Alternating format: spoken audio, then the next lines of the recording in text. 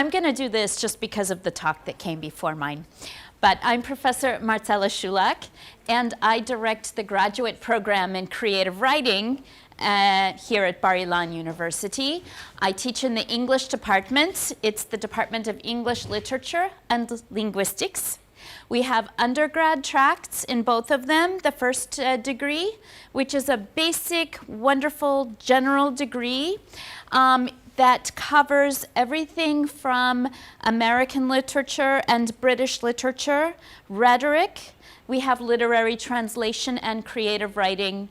My own personal specialty is immigrant literature.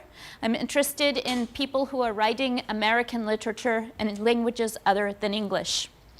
I did not intend to move to Israel. I only moved here 15 years ago. I spent my entire life learning the wrong languages. So I'm also more fluent in English, obviously, than Hebrew. We also, in the graduate degree, in the MA track, the second degree, we have a possibility to have a degree in literature or in creative writing. In creative writing, we've got fiction, literary and nonfiction, poetry, and literary translation, or I like to call it truth and lies. We have fiction and everything else, right? So I'm going to start off with this quote because we just heard a really nice lecture on mysticism and peyote and mescaline and all those things that I grew up with in Texas. That's why I'm a poet. No. Here's the quote, here's the poem, and this is in the English translation. It's Charles Baudelaire, and it's called Be Drunk. You have to always be drunk. That's all there is to it. It's the only way. So as not to feel the horrible burden of time that breaks your back and bends you to the earth. You have to be continually drunk. But on what? Wine, poetry, or virtue, as you wish. But be drunk. And if sometimes on the steps of a palace or the green grass of a ditch, in the mournful solitude of your room, you wake again, drunkenness already diminishing or gone, ask the wind, the wave, the star, the bird, the clock, everything that is flying, everything that is groaning, everything that is rolling, everything that is singing, everything that is groaning, everything that is speaking. Ask what time it is, and wind, wave, star, bird, clock will answer you. It's time to be drunk. So as not to be martyred slaves of time, be drunk. Be continually drunk on wine, on poetry, on virtue, as you wish. Now, you see, it's a nice movement from the last lecture to this one, because what does it mean to be drunk, to be intoxicated? What does it mean to be opened to not just the mystical experiences that you have in our lives, but also our daily routines? What does it mean to be deeply attentive to those around us? Not just how they look, how they feel. In literature, we study how they speak, right? We study the words that are used to create the realities that we live in. And words are very important. Words created the world. In Bereshit, words created the universe we live in. Words are the way in which we are most divine and are creating like the divine presence in the world and in all the worlds, right? And so I think that when you study literature, it's one of the most important and profound things that you can study. It sounds fun, and it is. It's really fun to sit and read books and talk about books to other people who like to read books. But it's also useful, and it's also necessary. I mean, on the practical matter, you can get a job anywhere, because we study in English, and in English you can use this skill that you know how to write, how to read, how to organize your thoughts, how to present them in an effective manner. Everybody needs this. Our students are working, I'm doing this, I'm interrupting this mystical, beautiful pitch to just do the commercial part because, you know, by our sponsors. But I want to say, if you have to convince somebody to do this degree, here's the pitch that you use, right? Everybody wants to talk to somebody. Everybody needs somebody who knows how to organize an argument, how to win an argument. This is what rhetoric is for. How to decide what another person needs to be convinced and to use those tools. I mean, you use it for good, not for evil, of course. But and so you can work in this. You can teach, you can work in publishing, you can work in journalism, you can work in high tech. I haven't figured out how to do that, but people do. Some of our graduates do. Our graduates also have published books. We have one of the most published alumni, I think, in our department. In our university, we have about 14 collections of poetry by prestigious national presses in the States and in England from our poets, and a couple of fiction, a couple of novels as well, and many, many translations, including Marcela. So that's the commercial pitch. Let me move back up to the spirituality. And unless you are not really moved by money mysticism, and we want to talk a little bit more about importance and value and ethics. What I want to suggest with the degree in literature is that this is the way that you time travel. It's the way that you travel if you can't get a visa and get out of the country. It's the way that you connect to people across the globe and across time. And you connect to people who have not yet been born, who will come after us. For me, personally, it's very important. I grew up in a small town in Texas. I grew up in a town of 250 people, 5 miles outside.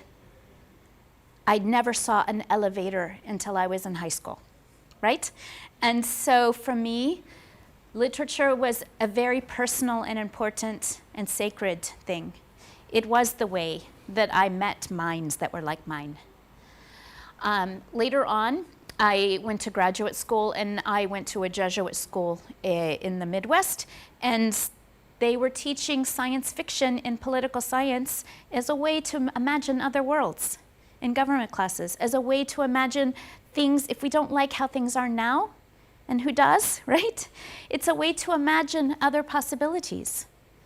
And so the study of literature for me not only is intoxicating, but it's also important and sacred and powerful, okay? I want to give a little history. My own specialty is poetry, and I know that when people hear poetry, they often get a little bit afraid, because I know that it's often taught as, here's the poem, now we have to decode it, right? Like it's a scavenger hunt or a treasure hunt, and when you get the answer, you pass your bagrut, yay, right? But what I want to talk about with poetry is that it's the way that literature is embodied. With fiction, we read, we get a summary, we see what's happening, and fiction's great. We can time travel, we can hang out, you know, with the Austins, or we can even go further back. We can walk across Spain with Don Quixote. We can do whatever we want. But when we read poetry, we actually have to participate. We take it into our bodies.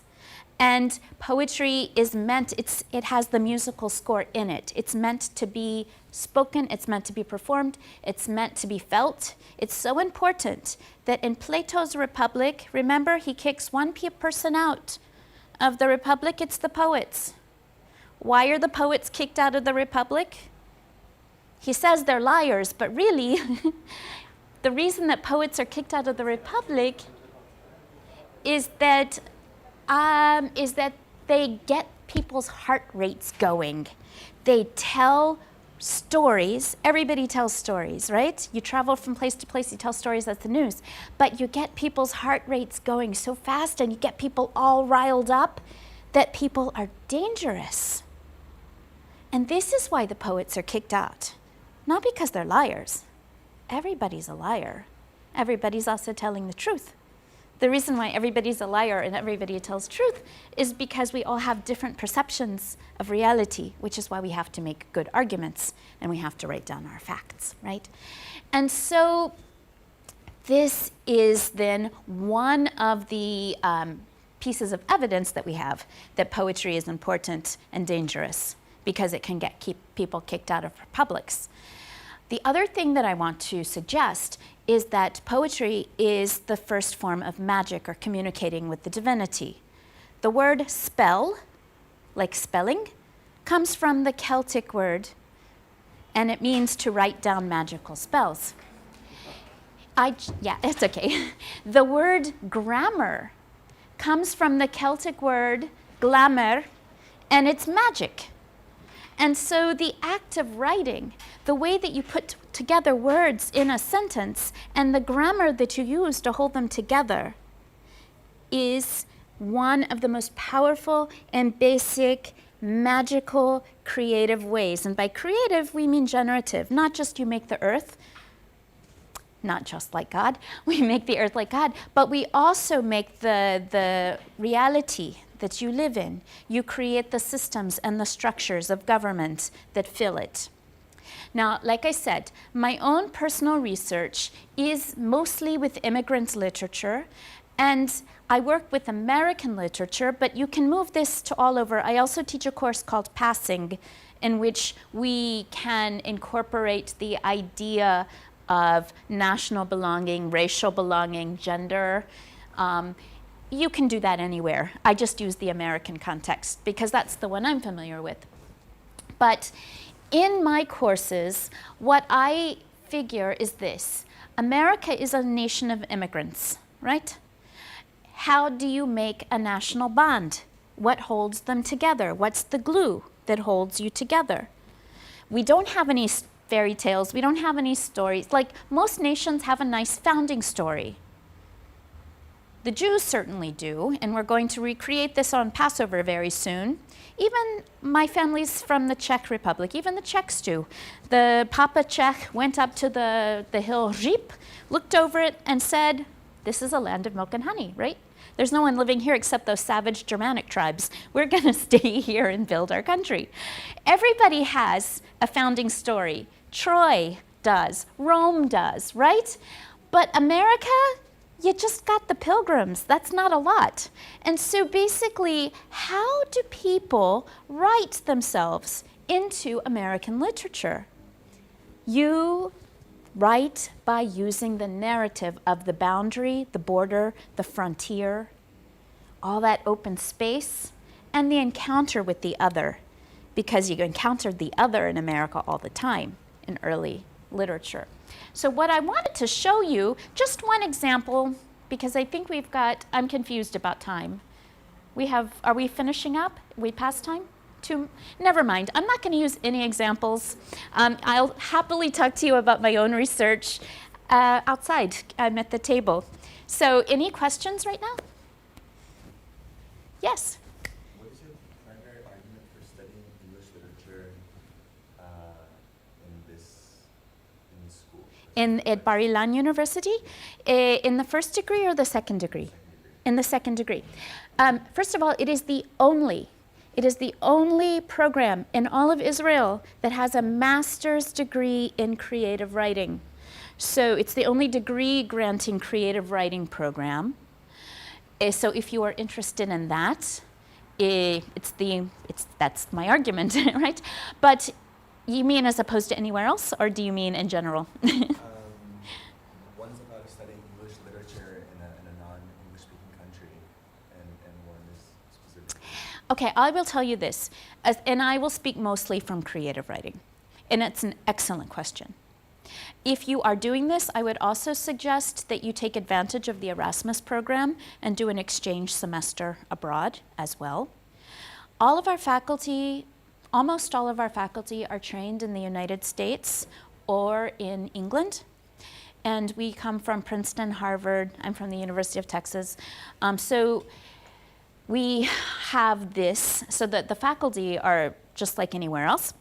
But the students are really special. We have about maybe, depending on the year, 40 to 60% are